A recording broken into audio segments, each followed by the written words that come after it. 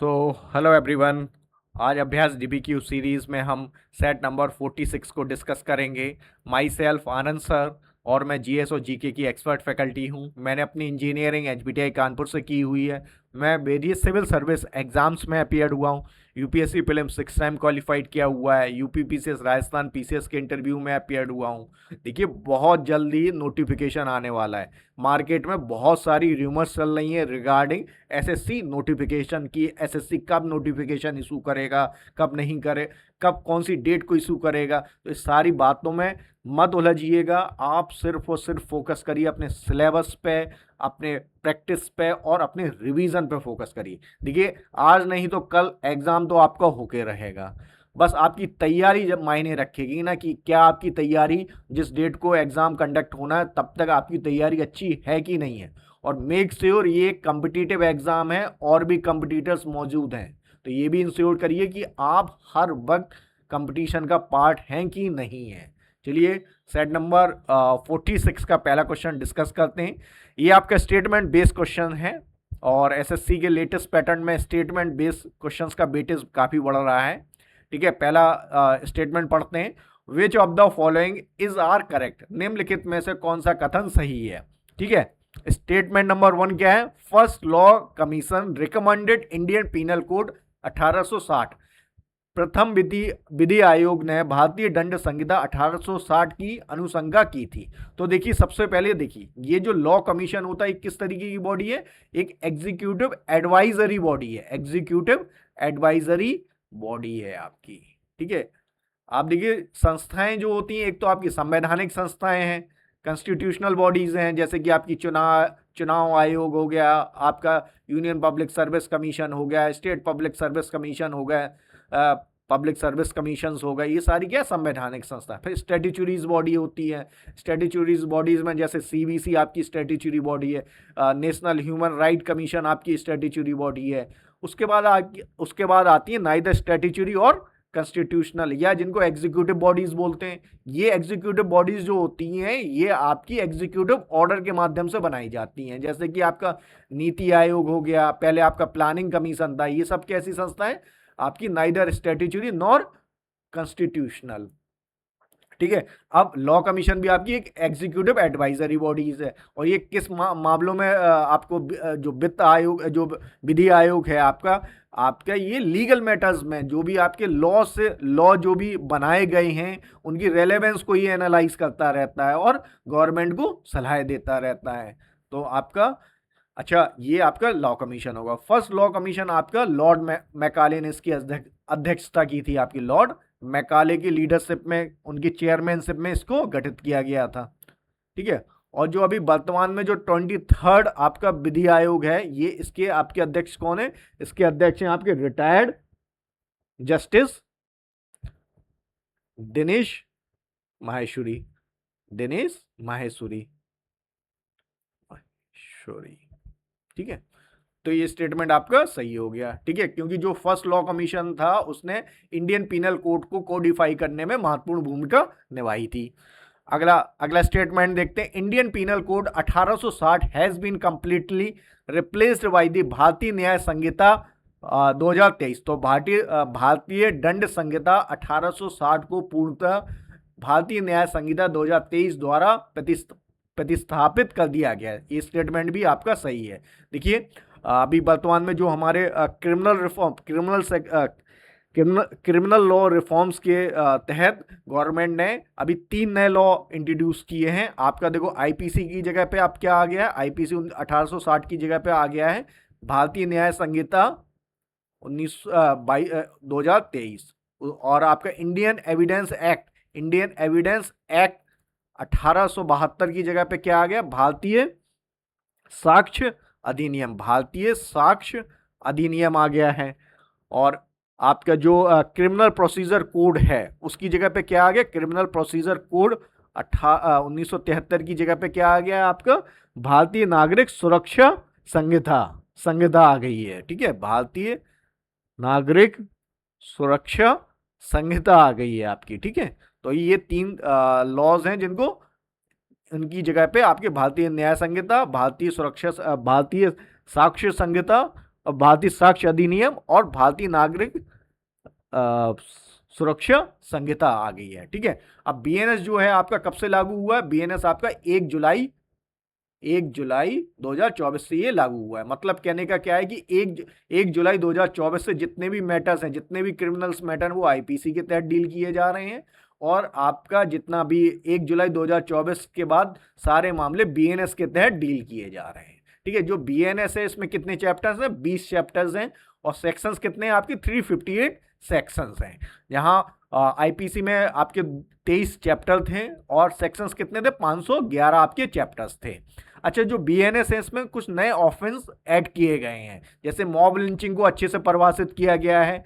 IPC में mob lynching, cyber crime, organise crime, इन सबको अच्छे से परिभाषित नहीं किया गया था, लेकिन बीएनएस में इनको अच्छे से परिभाषित किया गया। अच्छा, इसमें जो बीएनएस है इसमें कुछ नई पनिशमेंट भी ऐड की गई, जैसे कि कम्युनिटी सर्विसेज, जैसे कि कोई पिटी क्राइम्स के लिए, छोटे मोटे क्राइम्स के लिए कोर्ट आपको कम्युनिटी सर्विसेज की भी सजा दे, कम्युनिटी सर्विस करने की सजा दे सकती है कि आप जाइए, आप बुजुर्ग लोगों की मदद कीजिए, जाइए बच्चों को जाके पढ़ाइए। इस तरीके की जो कम्युनिटी ओरिएंटेड सर्विसेज हैं उनको आपको एज ए पनिशमेंट के तौर पे दी जा सकती हैं, जिससे कि आप एक अच्छे इंसान बन सकें।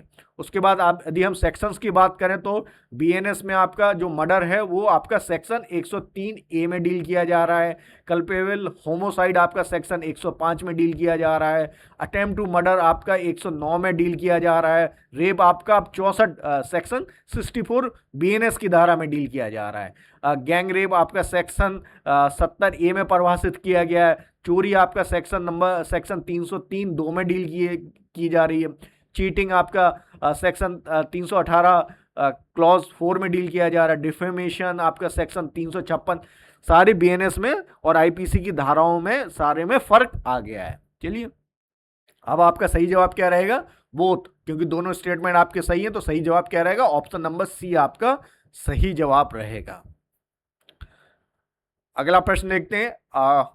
As defined in article 12 of the constitution of India state include, तो भारतीय संविधान के अनुच्छेद 12 के अनुसार राज्य में शामिल है। ठीक है, सबसे पहले ये देखते हैं कि आर्टिकल 12 आपका किस पार्ट के तहत आता है। तो देखिए, जो पार्ट थर्ड है आपका, पार्ट थर्ड जो हो गया आपका, इसमें आर्टिकल नंबर आपके कहाँ से कहाँ तक शामिल है? आर्टिकल 12 से लेके 35, और ये फंडामेंटल राइट्स से संबंधित है। फंडामेंटल राइट्स के मामले में आपके संविधान सभा कहाँ से इंस्पायर्ड हुई थी? यूएस के कॉन्स्टिट्यूशन से, यूएसए के आपके बिल ऑफ राइट्स से प्रभावित हुई थी। और फंडामेंटल राइट्स आपके पॉलिटिकल डेमोक्रेसी इंश्योर करना चाहते हैं, और इनको हमने 6 कैटेगरीज में क्लासिफाइड किया गया। अच्छा, जो आपका आर्टिकल 12 है, इसमें आपका स्टेट शब्द को परिभाषित किया गया है। जब आप आर्टिकल जो आप 14 से लेके 35 आर्टिकल्स को पढ़ते हैं तो उसमें कई बार आपको स्टेट शब्द का इस्तेमाल हुआ है। उस स्टेट को इस आर्टिकल 12 में अच्छे से परिभाषित किया गया। और आर्टिकल 12 के अनुसार स्टेट में क्या क्या शामिल है ये आपसे पूछ रहा है। तो उसमें आपका पार्लियामेंट ऑफ इंडिया शामिल है, बिल्कुल सही है। आपका स्टेट गवर्नमेंट शामिल है, बिल्कुल सही है। स्टेट लेजिस्लेचर आपके शामिल हैं, बिल्कुल सही है।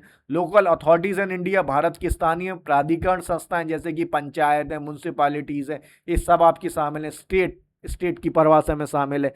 इसमें आपके जैसे एलआईसी है, आपकी जो बैंक है, ये सब आपकी स्टेट की परिभाषा में आती हैं। तो ये तीनों स्टेटमेंट आपके, ये आपका सही विकल्प क्या रहेगा? आपका नीचे दिए गए कोड का प्रयोग कर सही उत्तर चुनिए। तो सही जवाब क्या रहेगा आपका? ऑप्शन नंबर ए में ओनली 1 और 3 दिया है, ऑप्शन नंबर बी में 1, 2 और 3 दिया गया है, ऑप्शन नंबर सी में 1, 2, 3 और 4 चारों दिए गए, ऑप्शन नंबर डी में 1, 2 और 4। तो सही विकल्प क्या रहेगा आपका? Option number C. उसी तरीके से जिस तरीके से आर्टिकल 12 में स्टेट को परिभाषित किया गया है, उसी तरीके से आपका आर्टिकल 36 में भी स्टेट को परिभाषित किया गया है। 36 में भी आपका आर्टिकल 36 में स्टेट को परिभाषित किया गया। और आर्टिकल 36 आपके किस पार्ट में जाएगा? पार्ट नंबर 4 में जाएगा, directive principle of state policy. उन दोनों की परिभाषा सेम है। जो स्टेट की परिभाषा आर्टिकल 12 में दी गई है और जो परिभाषा आर्टिकल 36 में स्टेट की परिभाषा दी गई, वो दोनों सेम है। और ये आपका directive principle of state policy में चला जाएगा, ये आपका फंडामेंटल राइट्स की श्रेणी में जाएगा। ठीक है। तो कोई आपसे ये पूछ ले कि आर्टिकल 12 में जो स्टेट की परिभाषा है और जो आर्टिकल 36 में स्टेट की परिभाषा है, क्या वो सेम है? जी बिल्कुल सेम है आपकी, ठीक है।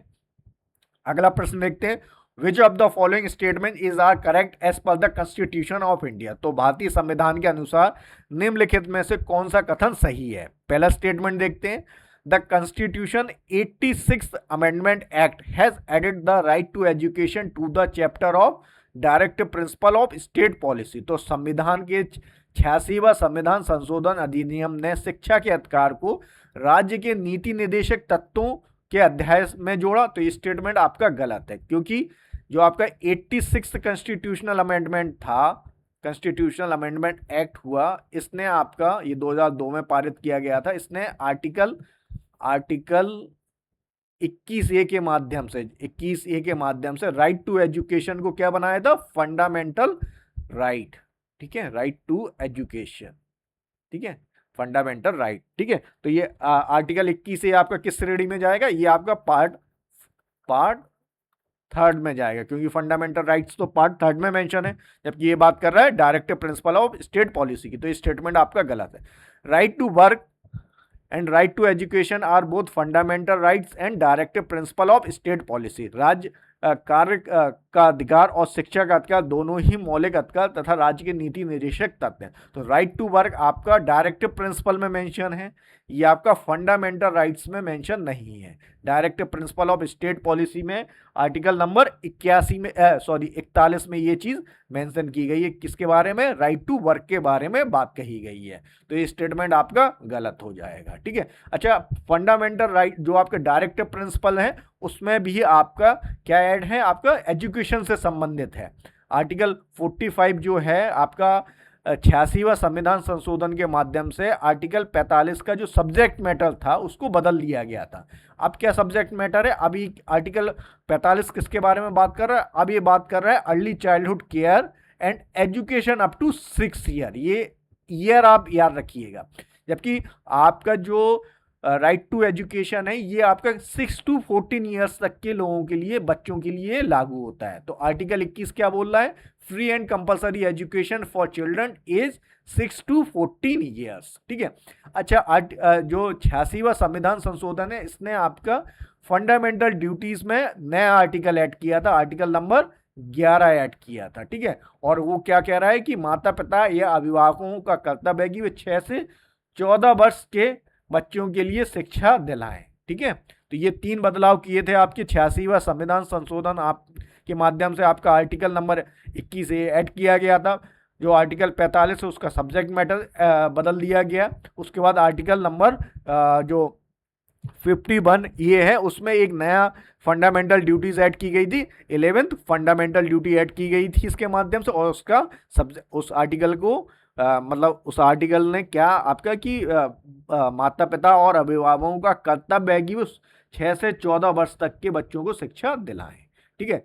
अच्छा, आपका जो राइट टू एजुकेशन एक्ट है वो इसी आपका आर्टिकल नंबर 21 को ही मूर्त रूप देने के लिए राइट टू एजुकेशन एक्ट पारित किया गया था, right to education act. Comment में आप मुझे बताइएगा कि राइट टू एजुकेशन एक्ट कब लागू किया गया था, ठीक है।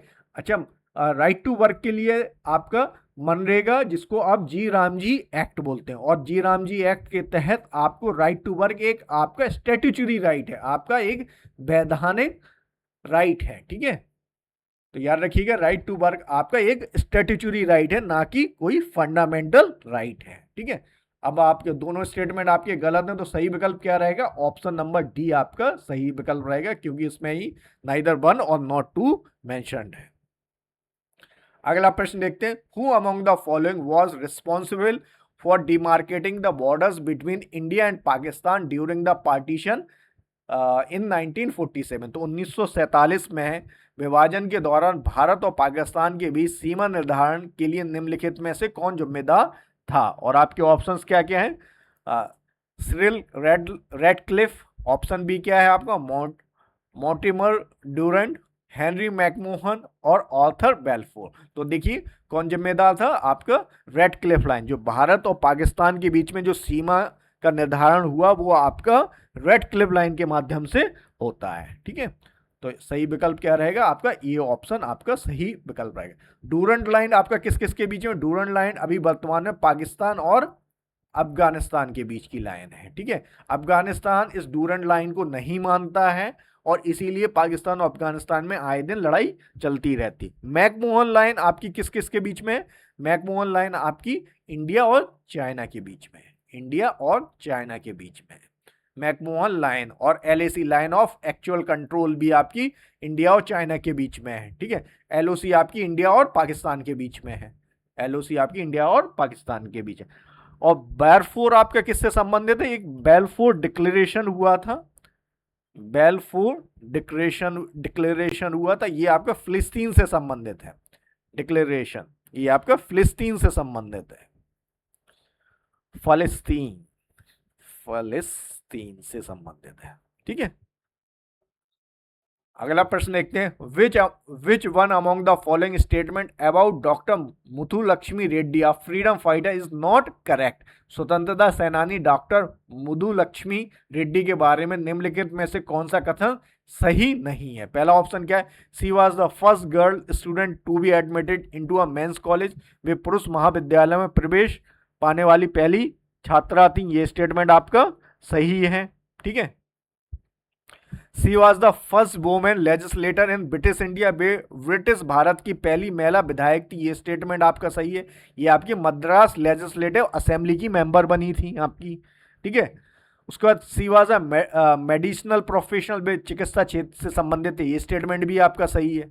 She was honoured with Bharat Ratna इन 1956, उन्हें 1956 में भारत रत्न से सम्मानित किया, ये स्टेटमेंट आपका गलत है, इनको पद्म विभूषण से सम्मानित किया गया, ना कि आपका भारत रत्न से सम्मानित किया गया। और आपसे क्या पूछ रहा है, गलत कौन है, इन चार ऑप्शंस में कौन सा स्टेटमेंट गलत है, तो डी आपका सही जवाब रहेगा, ठीक है।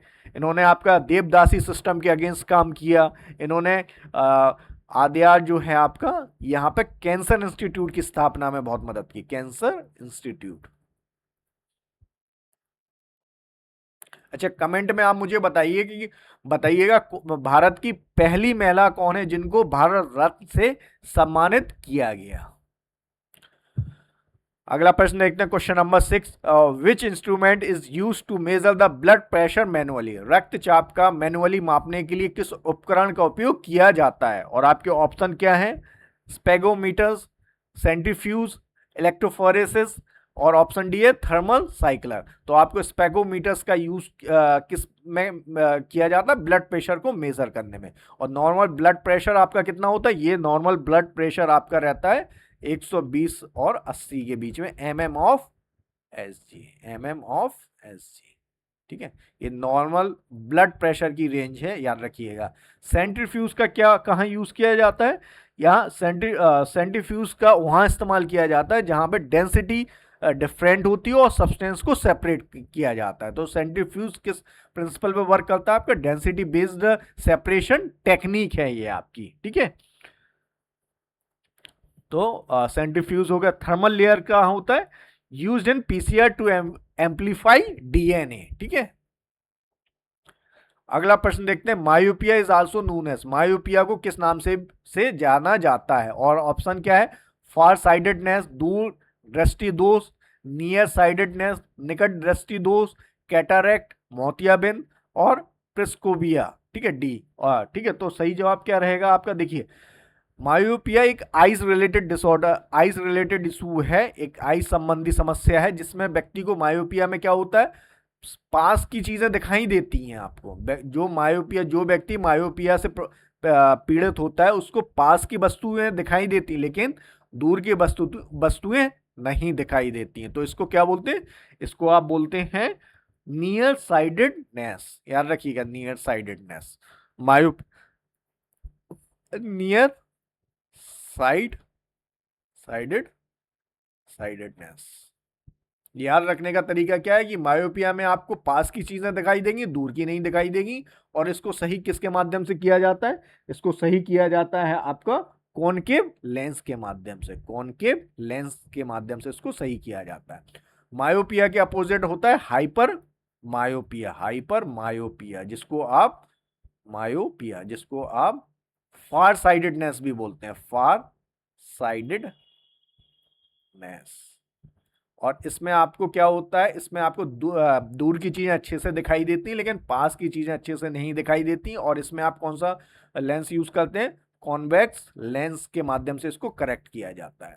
अच्छा, कैटारेक्ट क्या होता है आपका, कैटारेक्ट में क्या होता है, clouding of the ice lens हो जाती है। और ये अक्सर आपको जो बूढ़े बुजुर्ग लोग होते हैं उनके में देखने को ज्यादा देखने को मिलता है। और प्रेस्कोविया में भी आपका भी ये भी आपका एज रिलेटेड समस्या होती है जिसमें आपको देखने में समस्या आती है। तो ये चारों जो बीमारियां हैं, चारों जो ऑप्शंस दिए गए, फार साइडेडनेस, नियर साइडेडनेस, कैटरैक्ट और प्रेस्कोविया, ये आपका आई से रिलेटेड समस्याएं हैं। ठीक है, और जिसमें मायोपिया का संबंध आपका नियर साइडेडनेस है। तो हमारा सही विकल्प क्या रहेगा, ऑप्शन नंबर बी आपका सही रहेगा। एग्जाम में कई बार ये क्वेश्चंस पूछा गया है, मायोपिया को क्या बोलते हैं, मायोपिया किससे कैसे ठीक होता है। तो ये सारी चीजें, सारे प्रश्न आपके महत्वपूर्ण है। अगला प्रश्न देखते हैं, the human eye has a point that lacks photo receptor cell, this is identified. तो मानव नेत्र में एक ऐसा बिंदु होता है जहां प्रकाश ग्रही कोशिका नहीं होती, इसे क्या कहा जाता है। और आपके ऑप्शन क्या है, fovea, blind spot, dark spot और ऑर्बिट। तो सही जवाब क्या रहेगा आपका, सही जवाब है आपका ब्लाइंड स्पॉट। ठीक है, इसमें क्या होता है, आपकी कोई फोटो रिसेप्टर नहीं होती क्योंकि इसमें कोई ऑप्टिक्स नर्व एग्जिस्ट नहीं करती है। इसमें कोई फोटो रिसेप्टर नहीं होती, क्यों नहीं होती, क्योंकि इसमें कोई ऑप्टिकल नर्व्स नहीं होती हो। ये क्या है, ऑप्टिकल नर्व्स नहीं होती हैं, इसमें नर्व्स नहीं होती हैं। ठीक है, तो सही जवाब क्या रहेगा, बी आपका सही जवाब रहेगा। फोटो रिसेप्टर्स आपके दो तरह के होते हैं। देखिए, फोटो रिसेप्टर आपके एक तो होते हैं, फोटो रिसेप्टर्स जो होते हैं एक तो होते हैं आपके रॉड रॉड शेप के, और एक होते हैं आपके कोन शेप के फोटो रिसेप्टर। एक आपके रॉड शेप के होते हैं और एक आपके कोन शेप के होते हैं, कोन कोन्स। अगला प्रश्न देखते हैं, isobar of element have same, समभारिक तत्वों में क्या समान होता है। और ऑप्शन है एटॉमिक नंबर, परमाणु संख्या, नंबर ऑफ इलेक्ट्रॉन्स, इलेक्ट्रॉन्स की संख्या, मास नंबर, द्रव्यमान संख्या, नंबर ऑफ न्यूट्रॉन्स। तो आइसोबार्स में आपका क्या सेम होता है, आइसोबार्स में आपका सेम होता है मास नंबर सेम होता है आपका। ठीक है, और एटॉमिक नंबर आपका किस में सेम होता है, आइसोटोप्स में होता है। आइसोटोप्स में क्या होता है आपका, आइसोटोप्स में आपका एटॉमिक नंबर सेम होता है, एटॉमिक नंबर सेम होता है। और मास नंबर क्या होता है आपका, डिफरेंट, सेम और मास नंबर आपका डिफरेंट होता है, पर डिफरेंट। आइसो इलेक्ट्रॉन्स में क्या होता है, नंबर ऑफ इलेक्ट्रॉन सेम होते हैं, नंबर ऑफ सॉरी, जहां नंबर ऑफ इलेक्ट्रॉन सेम हो उसको क्या बोलते हैं, iso electronic species, iso electronic electronic species. देखो, स्पीसीज जहां पे भी आइसो वर्ड लग जाए उसका मतलब है सेम। जैसे आइसोथर्मल मतलब सेम टेम्परेचर, आइसोथर्मल, थर्मल मतलब सेम टेम्परेचर, सेम टेम्परेचर। ठीक है, नंबर ऑफ न्यूट्रॉन्स किस में सेम होते हैं, आइसोटोन्स में होते हैं। आइसोटोन्स मींस आइसोटोन्स, टोन्स, इसमें क्या है आपके नंबर ऑफ न्यूट्रॉन सेम होते हैं। ठीक है, आइसोटोन्स में। मास नंबर आइसोवाट्स में हो गए, number of neutron iso electronic species, atomic number isotopes में हो गए आपके। ठीक है, जैसे एग्जाम्पल देखें यदि कोई आइसोबार का, तो आप देखिए एक आर्गन आर्गन 40 हो गया और कैल्शियम 40 हो गया। इनका एटॉमिक नंबर डिफरेंट है बट मास नंबर सेम है। ठीक है, तो ये आपके कैसे पेयर हो गए, आपके एक तरीके से आइसोबार पेयर हो गए आपके। अगला प्रश्न देखते हैं, which of the following could not explain by the Rutherford nuclear model, निम्नलिखित में से किसकी व्याख्या रदरफोर्ड ने नाभिकीय मॉडल द्वारा नहीं की जा सकी। ठीक है, तो देखिए रदरफोर्ड मॉडल आपका किस लिए आया था, स्ट्रक्चर मतलब एक एटम एटम का एक मॉडल था। देखिए सबसे पहले मॉडल आता है जे जे थॉमसन का मॉडल आता है, जे जे थॉमसन मॉडल आता है, थॉमसन मॉडल। और इसको क्या बोलते, प्लम एंड टूट मॉडल्स बोलते थे। उसके बाद रदरफोर्ड मॉडल आया, रदरफोर्ड मॉडल। रदरफोर्ड मॉडल आपका किस तरीके से, रदरफोर्ड मॉडल आपका क्या है, प्लेनेटरी मॉडल ऑफ एटम भी बोलते हैं इसको, प्लेनेटरी मॉडल ऑफ एटम भी बोलते हैं, मॉडल ऑफ एटम। ठीक है। और रदरफोर्ड ने ये मॉडल आपका किस एक्सपेरिमेंट के माध्यम से एक्सप्लेन किया था, अल्फा रे स्कैटरिंग एक्सपेरिमेंट के माध्यम से, अल्फा रे स्कैटरिंग स्कैटरिंग स्कैटरिंग के माध्यम से एक्सप्लेन किया था, स्कैटरिंग। ठीक है। अच्छा, इस मॉडल ने क्या है कि इसने ये तो प्रूव कर दिया था कि सेंटर में क्या है, न्यूक्लियस है आपका, न्यूक्लियस कैसा है, पॉजिटिव चार्ज होता है आपका। ठीक है। Comparison of size and atom and nucleus, scattering of alpha particle. अच्छा, जो रदरफोर्ड का जो मॉडल हुआ उसने आपकी स्टेबिलिटी ऑफ एटम को एक्सप्लेन नहीं कर पाया था। ठीक है। तो आपका ये आपका सही विकल्प रहेगा। और इस चीज को किसने आगे जाके एक्सप्लेन किया था, बोर ने बाद में जाके एक्सप्लेन किया था, बोर ने जाके आपका एक्सप्लेन किया था स्टेबिलिटी ऑफ एटम को, बाद में नील बोर ने जाके एक्सप्लेन किया था। ठीक है। क्योंकि ये देखिए,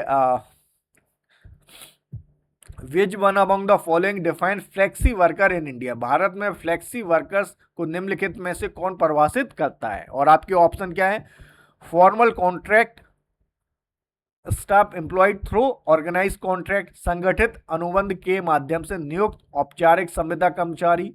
option B, informal sector employees working in urban area, शहरी क्षेत्रों में कार्यरत असंगठित क्षेत्र के कर्मचारी। Agriculture labour migrating to urban areas, शहरी क्षेत्रों में प्रवास करने वाले कृषि श्रमिक। Regular salaried worker working in registered company, पंजीकृत कंपनियों में कार्यरत नियमित वेतनभोगी कर्मचारी। तो देखिए, जो फ्लेक्सी वर्कर है उसका सही जवाब क्या रहेगा, formal contract staff employed through organise contract, संगठित अनुबंध के माध्यम से नियुक्त औपचारिक संविदा कर्मचारी। तो ये आपका सही जवाब रहेगा। देखिए, एक होता है आपका मार्जिनल वर्कर, सेंसस के जो सेंसस अपनी परिभाषाओं में एक मेन वर्कर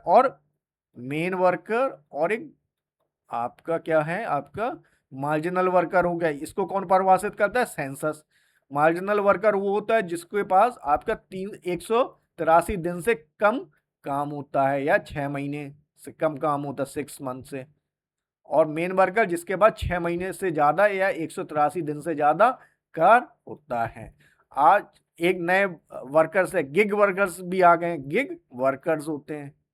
ठीक है। और एक आपके प्लेटफॉर्म वर्कर भी होते हैं, प्लेटफॉर्म वर्कर्स हैं, प्लेटफॉर्म वर्कर्स क्या है, जो गिग वर्कर्स और प्लेटफॉर्म वर्कर्स क्या होते हैं, ये आप मुझे कमेंट में बताइएगा। नेक्स्ट जो सेट में बनाऊंगा उसमें मैं दोनों गिग वर्कर्स और प्लेटफॉर्म वर्कर्स से रिलेटेड क्वेश्चंस भी रखूंगा, क्योंकि ये अभी बहुत हॉट टॉपिक है आपका, गिग वर्कर और प्लेटफॉर्म वर्कर। ऑर्गेनाइज सेक्टर में काम करने वाले वर्कर्स को ऑर्गेनाइज वर्कर बोलते हैं। ऑर्गेनाइज सेक्टर में काम करने वाले जो अनरजिस्टर्ड जगहें होती हैं, जहाँ पे कोई लेबर कोड फॉलो नहीं किया जा रहा है या कुछ उस तरीके सारी जो सेक्टर होता है, उसको ऑर्गेनाइज वर्कर बोलते हैं। उस सेक्टर में काम करने वाले लोगों को अनऑर्गेनाइज्ड वर्कर बोलते हैं।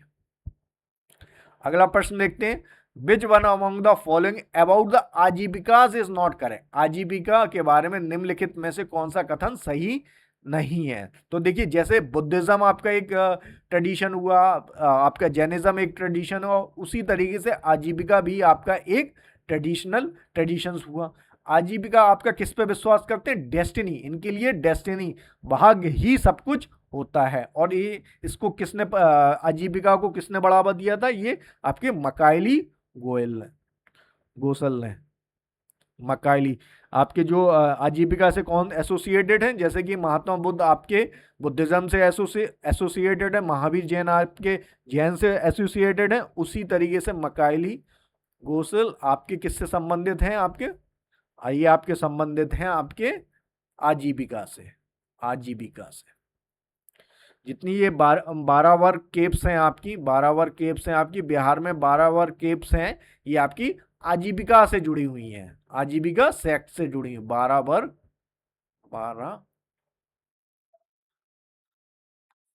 वर्ग केव्स। ठीक है। और आपके आजीविका किस पे भरोसा करते हैं, आजीविका आपका नीतिवाद पे भरोसा करते हैं, नियति, भाग्य पे भरोसा करते हैं, नियति। ठीक है। और मकाइली गोसल आपके समकालीन है, किसके? महात्मा बुद्ध के समकालीन है। ठीक है। अच्छा, ये आपसे पूछा है कि आजीविका इनमें से क्या भरोसा नहीं करते हैं? They did not practice discrimination on the basis of caste और क्लास। वे जाति या वर्ग के आधार पर भेदभाव नहीं करते। बिल्कुल सही है। आजीविका किसी भी तरह के जातिगत भेदभाव पर कोई भरोसा नहीं करते हैं। ठीक है। They had a corporate organization and canonical test. उनका एक संगठित संगठन और अधिकृत ग्रंथ थे। ठीक है, बिल्कुल सही है। ठीक है। They practise severe asceticism often eating very little food. ठीक है। तो वे कठोर तपस्या करते थे और बहुत कम भोजन ग्रहण करते थे। ये भी सही है। दे formed an alliance with Jain against Buddhism. उन्होंने बौद्ध के विरुद्ध जैनों के साथ गठबंधन किया है। ऐसा कोई उन्होंने गठबंधन नहीं किया था। ये बिल्कुल गलत स्टेटमेंट है। तो हमारा सही विकल्प क्या रहेगा? डी आपका सही विकल्प रहेगा। ठीक है, क्योंकि इसमें आपसे गलत स्टेटमेंट आपसे पूछ रहा है। ठीक है। विच of the following is one of the three Ratna of Jainism. निम्नलिखित में से कौन जैन धर्म के त्रिरत्न में से एक है? और आपके ऑप्शंस क्या है? ब्रह्मचर्य, सम्यक दर्शन, सुनिर्दा, अस्तिके। तो सही विकल्प देखो, जैनिज्म में हमें आप क्या देखने को मिलता है? त्रिरत्न। त्रिरत्न क्या क्या है जैनिज्म के? त्रिरत्न, जिनको आप थ्री जेम्स भी बोलते हैं। त्रिरत्न में देखिए आपका क्या क्या आएगा। एक आएगा आपका सम्यक दर्शन, सम्यक सम्यक दर्शन। सम्यक दर्शन का मतलब क्या हुआ आपका? Right faith, right faith. उसके बाद आपका क्या आएगा? सम्यक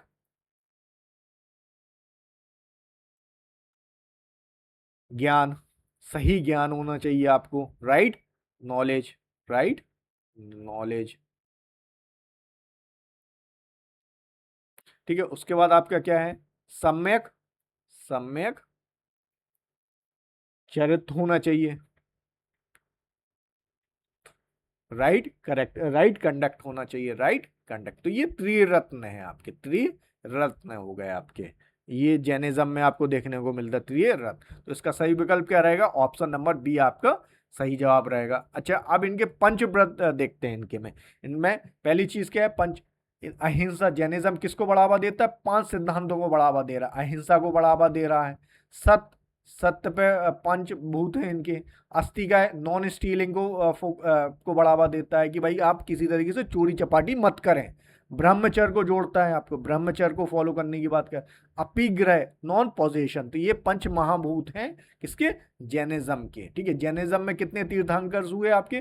तीर्थंकर्स के बारे में यदि हम बात करें, तीर्थंकर्स या टीचर्स के बारे में बात करें, जैन में कितने टीचर्स आपको देखने को मिलते हैं? टीचर्स आपको 24 टीचर्स आपको देखने को मिलते हैं। और महावीर जैन आपके 24th तीर्थंकर थे। मतलब महावीर जैन जो आपके वो 24वें तीर्थंकर हुए। ठीक है। अच्छा, यहाँ पे जैन बुद्ध जैनिज्म में हर तीर्थंकर्स को एक सिंबल के माध्यम से रिप्रेजेंट भी किया जाता है। ठीक है। उसी तरीके से आपकी 8 नोबल ट्रुथ आपको किसमें देखने को मिलते हैं? 8 नोबल ट्रुथ आपको किसमें? नोबल ट्रुथ आपको देखने को मिलते हैं बुद्धिज्म में देखने को मिलते हैं, बुद्धिज्म में देखने को मिलते हैं। ठीक है। 8 नोबल पाथ। अगला प्रश्न देखते हैं। Which one among the following motive does not appears on Harappan seals. Harappan seals में आपका निम्नलिखित में से कौन सा चिन्ह हड़प्पन मोहरों पर नहीं पाया जाता है? और आपके ऑप्शंस क्या है? हम्ड बुल, कुवड़ वाला बैल, ऑप्शन बी है एलिफेंट हाथी, ऑप्शन सी है लायन, ऑप्शन डी है क्रोकोडाइल। तो देखिए क्या क्या नहीं देखने को मिल रहा है आपका। आपको तो हम्ड बुल आपको देखने को मिलता है, जो भी सील हड़प्पन की जो सील, हड़प्पन को आप क्या बोल रहे हैं? इंडस वैली सिविलाइजेशन भी बोलते हैं हड़प्पन सिविलाइजेशन को। हड़प्पन सिविलाइजेशन को आप इंडस वैली सिविलाइजेशन भी बोलते हैं। इसको हड़प्पन सिविलाइजेशन इसलिए बोलते हैं क्योंकि हड़प्पा पहला शहर था जो इस सिविलाइजेशन का आइडेंटिफाइड किया गया था। जब भी किसी सभ्यता का जो पहला शहर आइडेंटिफाइड किया जाता है, उसी के नाम पे उस सभ्यता का हम नामकरण करते हैं। तो इसको इंडस वैली सिविलाइजेशन भी बोलते हैं, क्योंकि ये आपकी सिंधु घाटी सभ्यता इसको इसलिए बोलते हैं क्योंकि ये सिंधु नदी और उसकी सहायक नदियों के आसपास ये सभ्यता विकसित हुई थी, इसलिए इसको आप इंडस वैली सिविलाइजेशन भी बोलते हैं। हड़प्पा पहली साइट थी जो कि डिस्कवर की गई, और ये किसने डिस्कवर की थी? ये डिस्कवर की थी आपकी दयाराम साहनी ने, दयाराम साहनी ने, साहनी। ठीक है। अच्छा, हड़प्पन का जो पीरियड जो माना जाता है, हड़प्पन जो इंडस वैली सिविलाइजेशन का टाइम पीरियड आपका कब से कब तक माना गया है? ये आपका 3000 बीसी से लेके आपका 1500 बीसी तक इसका टाइम पीरियड माना गया है। हड़प्पन सिविलाइजेशन के बाद जो भारतीय जो इंडियन सब कॉन्टिनेंट में कौन सी सभ्यता पनपी? आपकी वैदिक सिविलाइजेशन पनपी, वैदिक सिविलाइजेशन। ठीक है।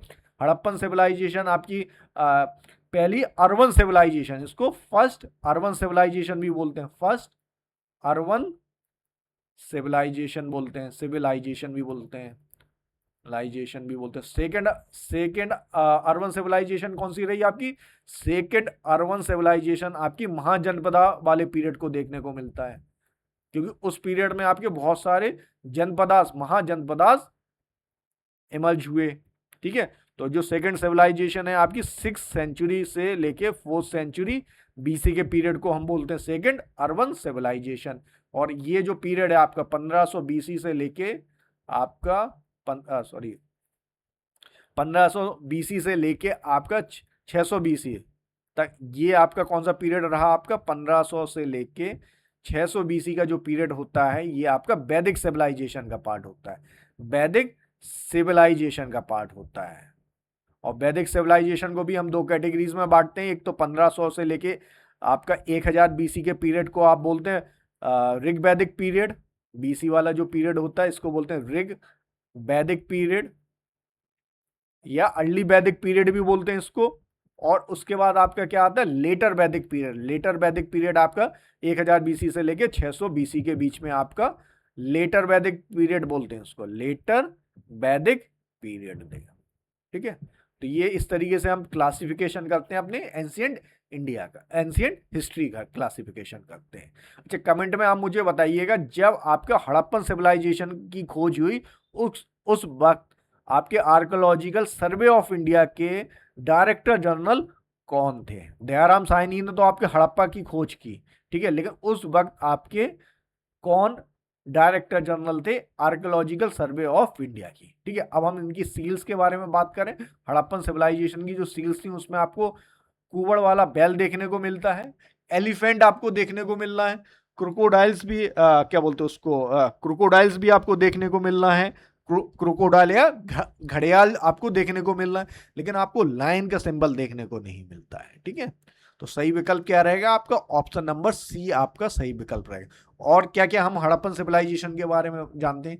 ये फर्स्ट सिविलाइजेशन थी जिसने कॉपर का इस्तेमाल किया, कॉपर का इस्तेमाल किया। ठीक है। आपको ये किस तरीके, ये अर्बन सिविलाइजेशन थी, यहाँ पे आपको एक हाई स्टैंडर्ड्स के ड्रेनेज सिस्टम देखने को मिलता है। आपको ग्रिड पैटर्न पे आपको सिटीज देखने को मिलती है, ग्रिड पैटर्न्स की सिटीज आपको देखने को मिलती हैं, सिटीज देखने को मिलती है। अंडरग्राउंड ड्रेनेज सिस्टम होता है, अंडरग्राउंड ड्रेनेज सिस्टम होता है, ड्रेनेज सिस्टम होता है। आपको क्या बोलते हैं उसको, ग्रेट बाथ, आपको ग्रेट ग्रीनरीज आपको देखने को मिल रही हैं, एक डांसिंग इमेज मिल रही है एक लेडी की, फीमेल डांसर की आपको वो मिलती है मूर्ति। ठीक है। तो कई सारी चीज़ों के लिए हम अर्बन सिविलाइजेशन, इसको हड़प्पन सिविलाइजेशन को जानते हैं। ठीक है। Which one among the following is an integrated teachers training programme? निम्नलिखित में से कौन सा एकीकृत शिक्षक प्रशिक्षण कार्यक्रम है? और आपके ऑप्शंस क्या क्या हैं आपके? विद्या प्रवेश, निष्ठा, विद्यांजलि, दीक्षा। तो सही जवाब क्या रहेगा आपका? सही जवाब रहेगा निष्ठा। निष्ठा जो प्रोग्राम है आपका किससे संबंधित है? ये आपका टीचर्स प्रोग्राम से संबंधित है, टीचर्स ट्रेनिंग प्रोग्राम से ये आपका संबंध है। और निष्ठा का फुल फॉर्म क्या है आपके? National initiative for teachers head, for teachers, for school head, for school head, for school head and teacher holistic advancement. जब तक टीचर ही आपके प्रशिक्षित नहीं होंगे तो वो बच्चों को क्या पढ़ाएंगे? School heads and teachers holistic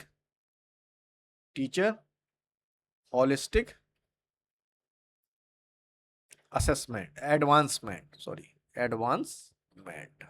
ये निष्ठा की फुल फॉर्म है और इंटीग्रेटेड टीचर ट्रेनिंग प्रोग्राम आपका निष्ठा प्रोग्राम के माध्यम से रन किया जा रहा है। दीक्षा क्या है आपका? दीक्षा आपका एक online teacher learning and educational resource platform है आपका। Digital teachers learning and educational resource platform है। Teacher learning and educational platform है आपका। एजुकेशनल रिसोर्स प्लेटफॉर्म है आपका। ठीक है।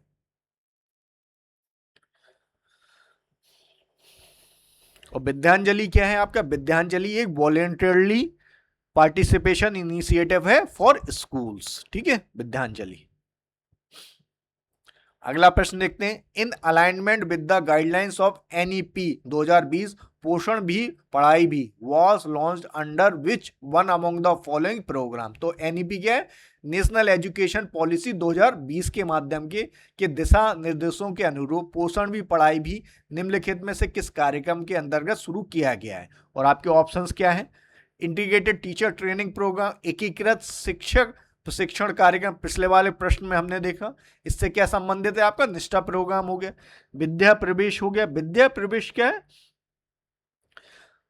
ये आपका विद्या प्रवेश क्या है? आपका ग्रेड 1 स्कूल प्रिपरेशन प्रोग्राम है आपका विद्या प्रवेश। Early childhood care and education आपका किससे संबंधित है? ये आपका संबंधित है पोषण भी और पढ़ाई भी प्रोग्राम से। ठीक है, तो आपका सही जवाब क्या रहेगा? ऑप्शन नंबर सी आपका सही जवाब है। समग्र शिक्षा अभियान क्या है आपका? ये एक ब्रॉड स्कूल एजुकेशन प्रोग्राम है और समग्र शिक्षा अभियान ने आपकी प्राइमरी एजुकेशन को यूनिवर्सलाइज किया था। ठीक है, आप कमेंट में मुझे ये बताइएगा कि समग्र शिक्षा अभियान कब लागू किया गया। ठीक है, अगला प्रश्न देखते हैं। अच्छा, नेशनल एजुकेशन पॉलिसी के बारे में हम देख लेते हैं। नेशनल एजुकेशन पॉलिसी 2020 के कुछ महत्वपूर्ण फीचर्स के बारे में हम देख लेते हैं। तो देखिए, जो आपकी नेशनल एजुकेशन पॉलिसी है ये आपके किस मॉडल पे काम कर रहा है?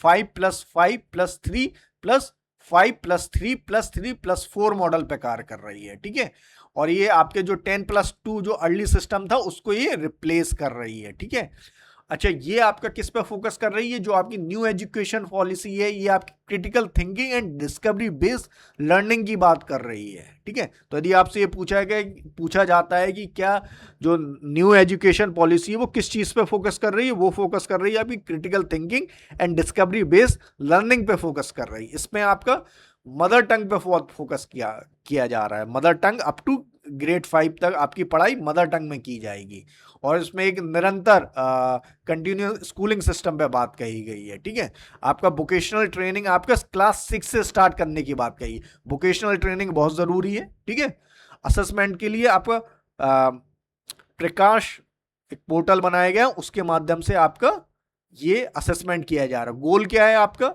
2030 तक आपको 100% ग्रॉस एनरोलमेंट रेशियो हासिल करना है 2030 तक। तो यदि आपसे कोई पूछता है कि क्या एनईपी के अनुसार जो ग्रॉस एनरोलमेंट रेशियो है इसको किस ईयर में अचीव करना है, तो ये आपको 2030 में अचीव करना है। ठीक है, और इसको स्कूल एजुकेशन के लिए एक संस्था बनाई गई है, स्टेट स्कूल स्टैंडर्ड अथॉरिटी, जो आपका मूल्यांकन करेगी। ठीक है, रेगुलेटरी बॉडी।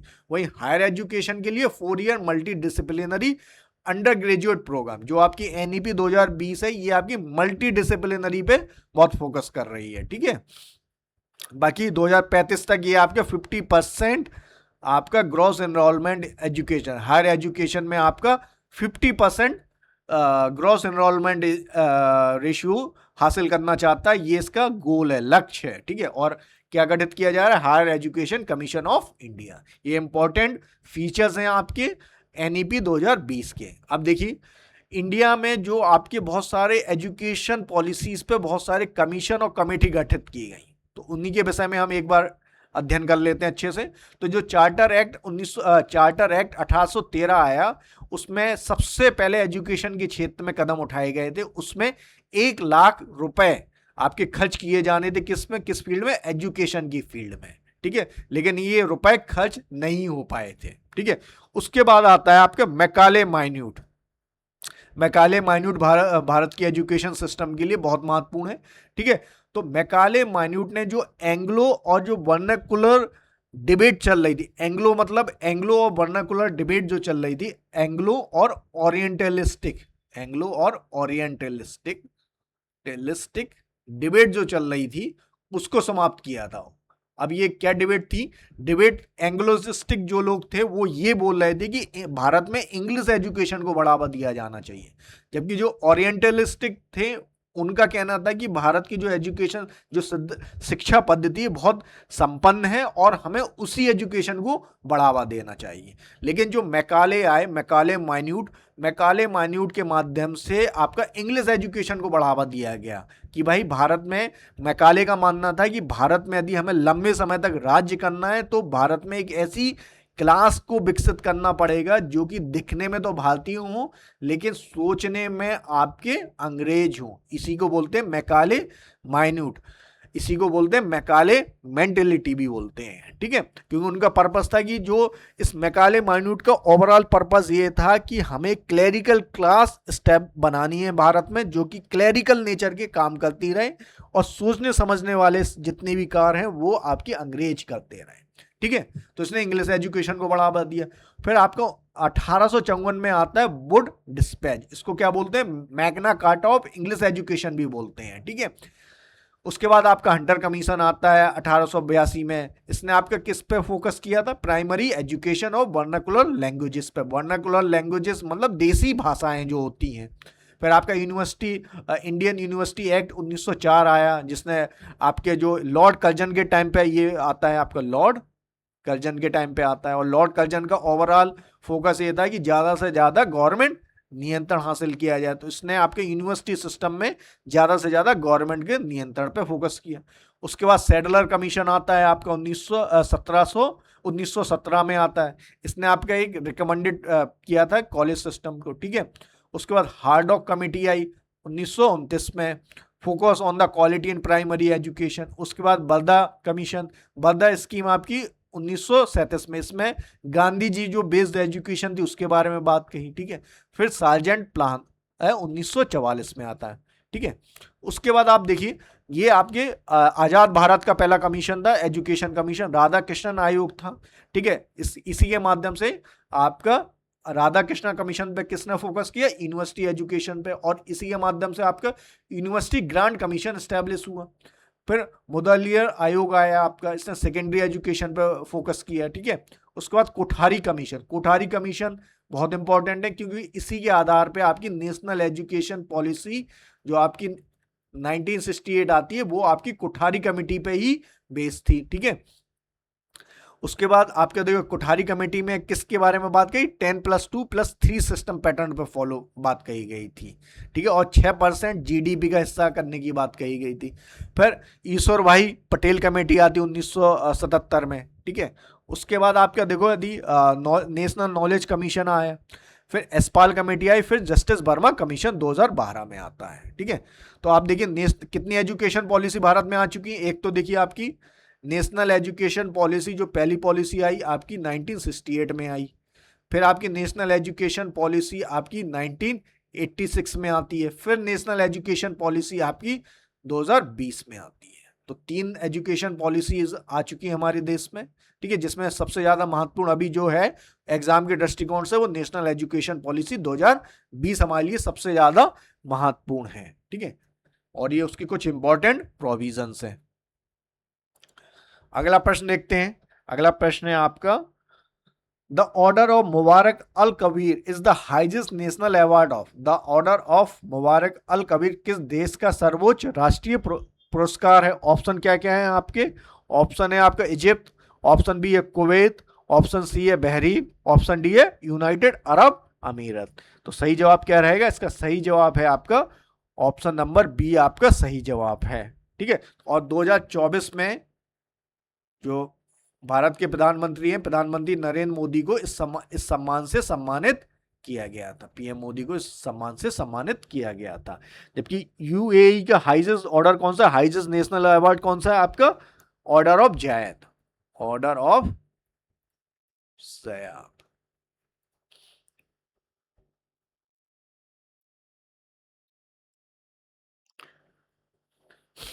और भारत का सबसे highest award, highest civilian award कौन सा है, हाईएस्ट सिविलियन अवार्ड भारत का कौन सा है, Bharat Ratna. Highest civilian award आपका कौन सा है, भारत रत्न। आप कमेंट में मुझे बताइएगा कि कौन से पहले व्यक्ति, कौन से पहले विदेशी व्यक्ति है जिनको भारत रत्न से सम्मानित किया है, कौन से पहले विदेशी व्यक्ति हैं जिनको भारत रत्न से सम्मानित किया गया। अगला प्रश्न देखते हैं, which one among the following is listed in the Ain-i-Akbari as one of the Indian science prescribed by Akbar for scholar to learn at school. निम्नलिखित में से किसे आईने अकबरी में अकबर द्वारा विद्यार्थियों के लिए विद्यालय में पढ़ाए जाने वाले भारतीय विज्ञान में शामिल किया गया था। तो आईने अकबरी आपकी किसने लिखी, ये आपकी अबुल फजल ने लिखी। अबुल फजल आपके, अबुल फजल द्वारा आपकी, फजल द्वारा आपकी क्या है, आईने लिखी गई थी। ठीक है, तो आयुर्वेद के लिए आयुर्वेद, व्याकरण, गणित और ज्योतिष, तो आपने गणित को बढ़ावा दिया था इसमें। सी आपका सही विकल्प रहेगी। ठीक है, अच्छा, अबुल फजल जो है, अबुल फजल द्वारा जो लिखी हुई पुस्तक है आईने अकबरी, ये आपका एक बहुत महत्वपूर्ण सोर्स है आपका, किसके, मुगल कालीन, मुगल के बारे में जानने का एक बहुत महत्वपूर्ण सोर्स है।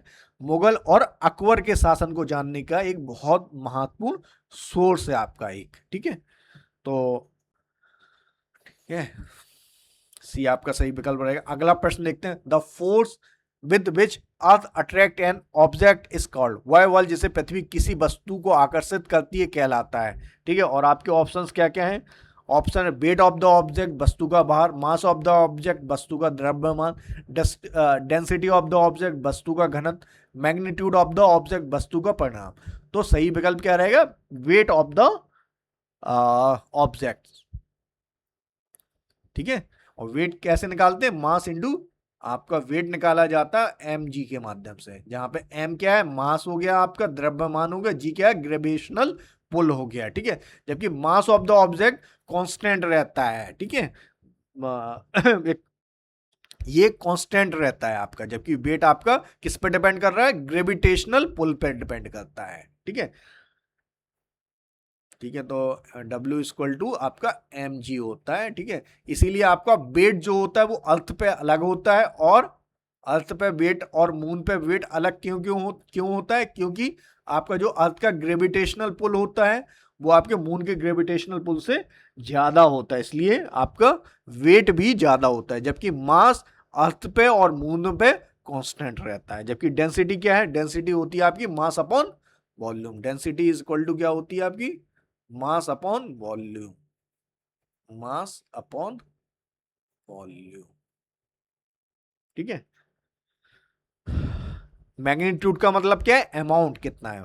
ठीक है, अमाउंट। ठीक है, तो सही जवाब रहेगा आपका mg। अच्छा, अर्थ की सरफेस पे आपके ग्रेविटेशनल पुल ज्यादा होता है, जैसे ही हम ऊपर जाते हैं या नीचे जाते हैं तो हमारा जी की वैल्यू क्या होती, कम होती जाती है, तो हमारा वेट भी कम हो जाता है। समझने वाली बात यह है कि जो हमारा वेट होता है वो अर्थ के ग्रेविटेशनल पुल को ध्यान में रख के उसको निकाला जाता है। अगला प्रश्न देखते हैं, what is the correct sequence of the following mountain range as one move from north towards south. ठीक है, तो आपको उत्तर से साउथ की दिशा में जाते हुए आपको इन सारे पहाड़ों को अरेंज करना है, इन पर्वत श्रेणियों को अरेंज करना है। तो सबसे पहले क्या आएगा आपका, कुनलुन श्रेणी आएगी। ठीक है, सबसे पहले आएगा आपका कुनलुन, कुनलुन के बाद आता है आपका कराकोरम रेंज। ठीक है, ये देखिए मैप है। ठीक है, तो आप इसमें देख रहे होगे कुनलुन श्रेणी जो है आपकी ये चाइना में पड़ती है पूरी तरीके से, इस तरह है। कुनलुन के बाद आपके कराकोरम आएगा, कराकोरम के बाद आपका क्या आएगा, लद्दाख श्रेणी देखने को मिलती, फिर आपको जास्का श्रेणी देखने को मिलती है। ये सारे ट्रांस हिमालयास का श्रेणी है आपकी, ये सारी आपकी ट्रांस हिमालयाज में आती हैं, ठीक है, ट्रांस हिमालयाज में आती हैं, ठीक है। ये आपकी देखिए ठीक है। तो सही जवाब क्या रहेगा, सबसे पहले आएगा कुनलुन, कुनलुन, ये आपका चाइना में। कुनलुन के पास Karakoram range, Karakoram range, Karakoram range में ही आपकी जो भारत की जो सबसे हाईएस्ट पीक है K2, K2 आपकी कराकोरम रेंज में ही है, ठीक है, गॉडमैन ऑस्टिन।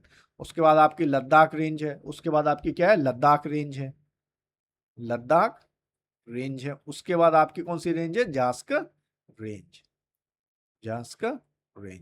आपकी जो इंडस रिवर होती है, इंडस रिवर आपकी लद्दाख और जास्कर श्रेणियों की, पर्वत श्रेणियों के बीच में से फ्लो करती है। तो सही जवाब क्या रहेगा आपका, टू, टू के बाद 1, फिर आपका लद्दाख 3, फिर 4। तो सही विकल्प क्या रहेगा आपका, सही विकल्प रहेगा डी आपका सही विकल्प रहेगा, ठीक है। K2 भारत की सबसे हाईएस्ट पीक है, highest peak of India, highest peak of India, और ये second highest peak of the world है, second highest peak of the world भी है, पीक ऑफ द वर्ल्ड भी है, ठीक है। अब ये देखो भारत की कई सारी पर्वत श्रेणियां, इसमें मैप बहुत छोटा दिया गया है, ठीक है, फिर भी आप यहाँ देख के आपको आसानी से समझ में आ रहा होगा। ये देखिए अरावली रेंज है, ये जो पूरी रेंज है ये कौन सी है, अरावली रेंज है आपकी। ये आपकी देखिए यहाँ पे, ये आपके, ये जो पूरी बेल्ट है ये आपकी वेस्टर्न घाट वाली बेल्ट है। इसी में आपको अन्नामलाई हिल्स देखने को मिलेंगे, नीलगिरी हिल्स देखने को मिल रहे हैं, ठीक है। और ये आपकी ईस्टर्न घाट है, ठीक है। फिर आपका ये देखो गारो, खासी, जैंतिया, ठीक है, ये आपकी पूर्वांचल हिल्स हैं आपके। ये जो आप देख रहे हैं ना, ये सारी जो रेंज है ये आपकी पूर्वांचल रेंज है। इसमें कई सारी रेंजेस आपको देखने को मिल रही होंगी, मीजो हिल्स, आपके नागा हिल्स, मीजो हिल्स, इस सारे आपके किसे पूर्वांचल हिल्स के श्रेणी में आएंगे, ठीक है। ये आपकी कैलाश रेंज है आपकी। फिर आपको देखो यहाँ आपको तीन जो आपकी ग्रेट हिमालयन रेंज है, फिर आपकी अरावली रेंज है, फिर शिवालिक रेंज है आपकी, ठीक है। ये जो तीन रेंज है, ये हिंदू कुश रेंज है आपकी, ठीक है। अगला प्रश्न देखते हैं, Salal power project is situated on which one among the following river. Salal power परियोजना निम्नलिखित में से किस नदी पर स्थित है, और आपके ऑप्शंस क्या क्या, चिनाब, झेलम, नुब्रा, सियोक। तो सही जवाब क्या रहेगा, चिनाब नदी पे ये आपकी स्थित है, ठीक है। तो सही जवाब क्या रहेगा आपका, ऑप्शन नंबर ए आपका सही जवाब रहेगा। झेलम पे आपको उरी पावर प्रोजेक्ट इस पे स्थित है। नुब्रा आपकी किसकी ट्रिब्यूटरी, आपकी इंडस की ट्रिब्यूटरी। सियोग भी आपकी इंडस की ट्रिब्यूटरी है, ठीक है। जब कुछ इंपॉर्टेंट प्रोजेक्ट देख लेते हैं हम। क्योना हाइड्रो इलेक्ट्रिक प्रोजेक्ट आपका महाराष्ट्र में, और किस नदी पे, क्योना रिवर पे है आपकी। उसका टेहरी हाइड्रो इलेक्ट्रिक प्रोजेक्ट है आपकी, टेहरी, टेहरी भागीरथी रिवर पे आपकी, ठीक है। आपकी जो गंगा रिवर है आपकी दो धाराओं से मिलकर बनती है, एक भागीरथी रिवर और आपकी अलकनंदा रिवर से, भागीरथी और अलकनंदा रिवर से मिलके बनती है आपकी। सरदार सरोवर डैम आपका नर्मदा रिवर पे बना हुआ है आपका, ठीक है। आपका नापता झाकरी परियोजना जो है ये हिमाचल प्रदेश में और सतलुज पे है आपका। भाखड़ा नागर हाइड्रो इलेक्ट्रिक प्रोजेक्ट जो है आपका, आपका सतलुज रिवर पे है आपका। ये बहुत महत्वपूर्ण प्रोजेक्ट है, क्योंकि यहीं से आपका इंदिरा गांधी जो कैनाल है आपकी, इंदिरा गांधी कैनाल है आपका भाखड़ा नागल डैम से ही निकलती है आपकी।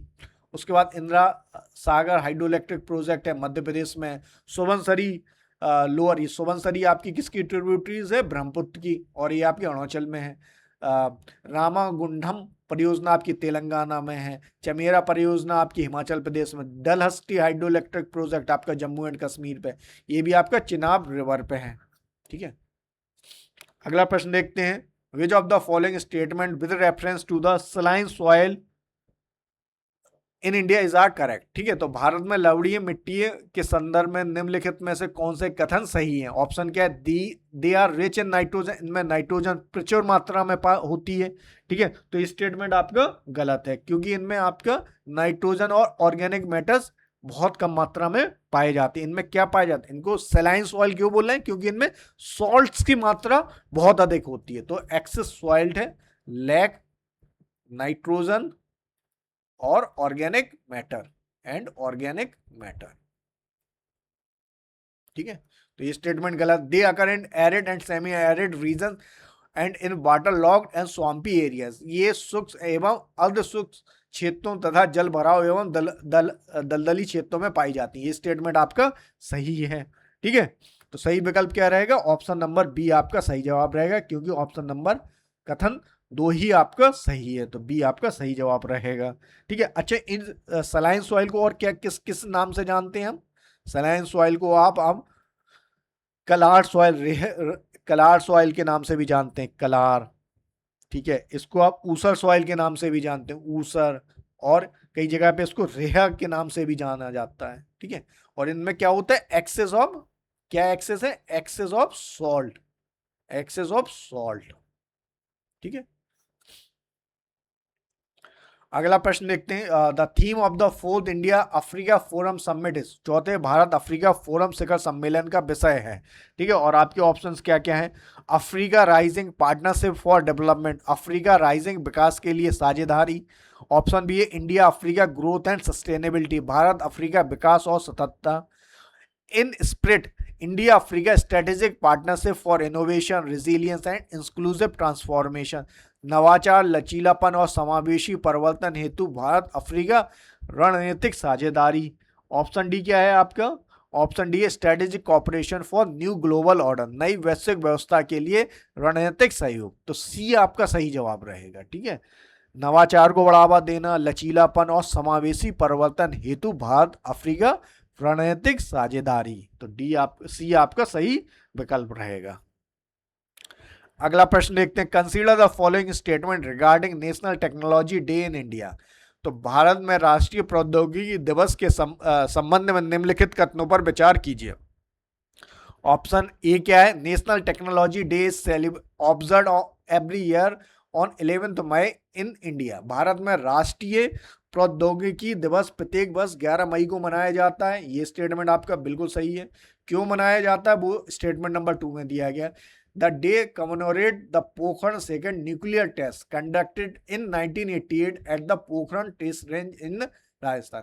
तो राष्ट्रीय प्रौद्योगिकी दिवस इसलिए मनाया जाता है क्योंकि भारत ने 1998 में राजस्थान में पोखरण परीक्षण किए थे। पोखरण परीक्षण आपकी किससे? सेकेंड न्यूक्लियर टेस्ट से संबंध है, सेकेंड न्यूक्लियर टेस्ट से संबंध है आपके। ठीक है, विच of the given above statement is आकर, उपयोग में से कौन सा कथन सही है? ऑप्शन नंबर ए में ओनली 1, ऑप्शन नंबर बी में ओनली 2, ऑप्शन नंबर सी में both 1 and 2, option number D में क्या है? नाइदर 1 और 2। तो सही जवाब क्या रहेगा? ऑप्शन नंबर सी आपका सही जवाब रहेगा। ठीक है, अच्छा ये जो पोखरण सेकेंड हुआ था, एक तो पोखरण 1 हुआ आपका, पोखरण 1 कब होता है आपका? ये आपका होता है पोखरण 1 होता है आपका 1974, और उस समय भारत की राष्ट्र प्रधानमंत्री कौन थी आपकी? इंदिरा गांधी, इंदिरा गांधी। और जो आपका सेकंड पोखरण होता है, पोखरण सेकंड, ये आपका होता है 1998 में, और उस वक्त आपके कौन प्रधानमंत्री होते हैं? अटल बिहारी वाजपेयी, अटल बिहारी वाजपेयी। ठीक है, और इसका कोड नेम क्या था? इसका कोड नेम था आपका ऑपरेशन शक्ति, ऑपरेशन शक्ति। और इसका कोड नेम क्या होता है? Operation smiling Buddha, operation smiling Buddha, Buddha. ठीक है, कमेंट में आप मुझे ये बताइएगा जब पोखरण 1 हुआ तो उस समय भारत के राष्ट्रपति कौन थे, और जब पोखरण सेकंड हुआ तब तो भारत के राष्ट्रपति कौन थे। और जो भारत की न्यूक्लियर पॉलिसी वो किस तरह की policy? No first use policy, no first policy बोलते हैं उसको, no first use policy, use policy, जो ये भारत की न्यूक्लियर पॉलिसी है आपकी। अगला प्रश्न देखते हैं। 1 case 1 data initiative was launched by, तो 1 केस 1 डाटा पहल का शुभारंभ किसके द्वारा किया गया? ऑप्शन है D Y Chandrachud, option B है आपका सूर्यकांत, ऑप्शन सी है संजीव खन्ना, ऑप्शन डी है आपका यू ललित। तो सही जवाब क्या रहेगा आपका?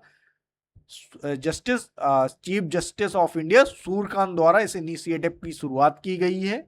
ठीक है, और ये आपका 1 केस 1 डाटा क्या है? एक इंटीग्रेटेड केस डाटा एक्सेस है आपका। ठीक है, इंटीग्रेटेड केस डाटा सिस्टम है ये आपका, ठीक है। आपके जस्टिस सूर्यकांत हैं आपके केस कितने 53rd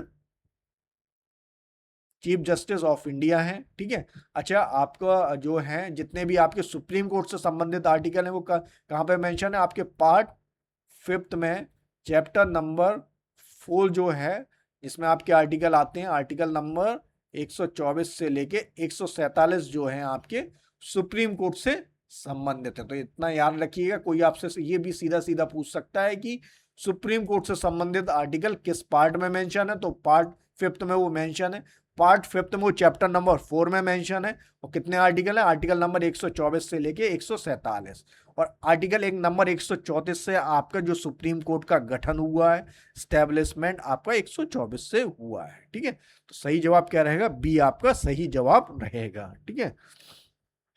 तो ठीक है, तो इस तरीके से हमारा सेट नंबर 46 कंप्लीट हो जाता है, ठीक है। आप कंटिन्यूअसली बहुत डिसिप्लिन्ड होकर सीरीज को करते जाइए, इससे आपका सिलेबस भी अच्छे से कवर्ड होगा, आपका करंट अफेयर्स भी अच्छे से कवर्ड हो जाएगा, आपके प्रीवियस ईयर क्वेश्चंस भी अच्छे से कवर्ड हो जाएंगे, और अच्छे से आपकी प्रैक्टिस हो जाएगी। देखिए, प्रैक्टिस मेक मैन परफेक्ट। आप पढ़ाई कितनी भी कर लीजिए, जब तक आप प्रैक्टिस नहीं करेंगे, इसलिए जितना हो सके मॉक टेस्ट लगाइए, अभ्यास डीपीक्यू सीरीज को सॉल्व करिए। ये आपको रेगुलर और डिसिप्लिन बनाए रखने में बहुत हेल्प करेगी। और कब नोटिफिकेशन आएगा, कब आने वाला है, कब नहीं, इसकी न्यूज़ में ज़्यादा मत पढ़िए। तैयारी अच्छी रही तो एग्ज़ाम भी अच्छा जाएगा, एग्ज़ाम चाहे आज हो चाहे कल हो। बस इंश्योर करिए कि 2026 में आपको सरकारी नौकरी मिले। चलिए, थैंक यू।